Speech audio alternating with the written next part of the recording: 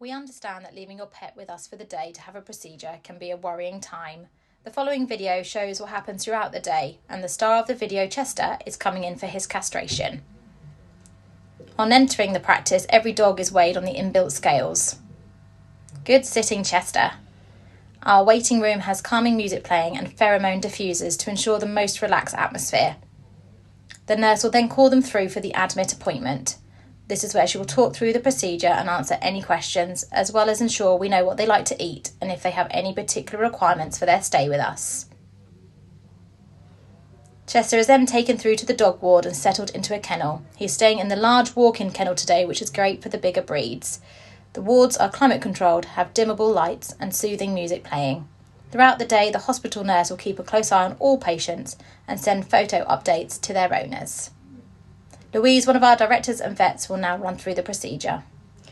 Chester is having his pre-medication injection, which is a pain relief and sedative given before anaesthesia. He will now return to his kennel to fall into a relaxed snooze. Once sleepy, he will be transferred to the prep room to be anaesthetised and prepared for surgery. Firstly, he has his intravenous catheter placed, then the anaesthetic is injected. Once under anaesthesia, he is attached to constant monitoring equipment, which the nurse uses to assess his blood pressure, heart rate, breathing and oxygen levels to ensure a safe and smooth anaesthetic. The operation site is thoroughly cleaned to remove any dirt and bacteria before sterile surgery. Chester is all ready for his surgery and has been transferred through to the sterile theatre for his operation.